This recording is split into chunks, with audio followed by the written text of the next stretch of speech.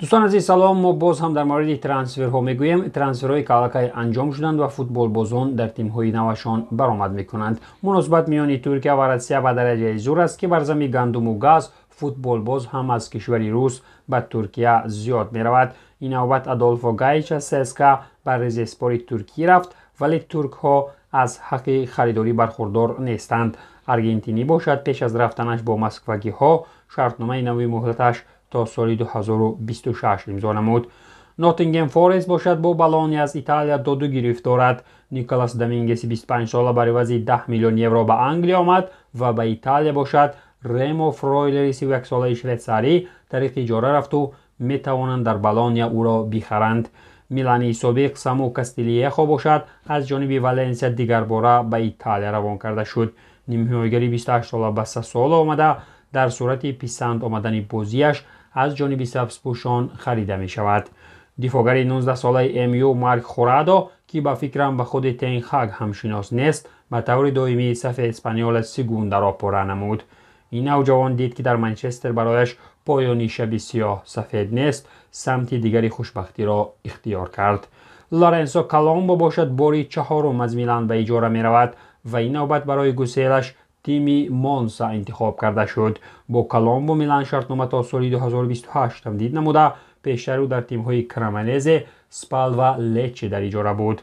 برای کالومبوی میلانی اگر اجاره چهارم نو سر شد، طاقت یوونتوس بعد اجاره دهی ششم طاق شد و مارکو پیاسا را بر ریکه خرواتی امانتی سپارید.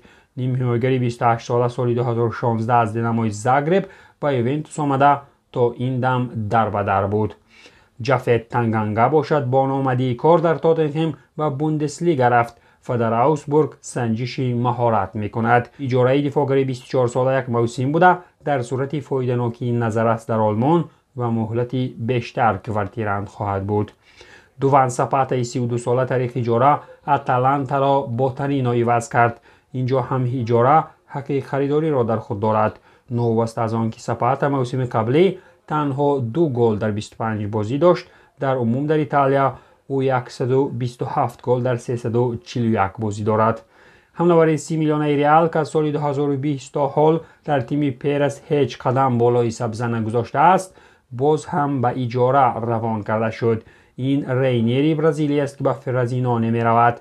2 اجاره پیشین را رینیری 21 ساله در بروسیا دورتموند و ژیرونا پشت سر کرده بود. پاپو گومسی 35 ساله که با جنجال از اتلانتا به سویل آمده بود، اخیراً با تیم اسپانی نیز شرطنامه را بکار کرد.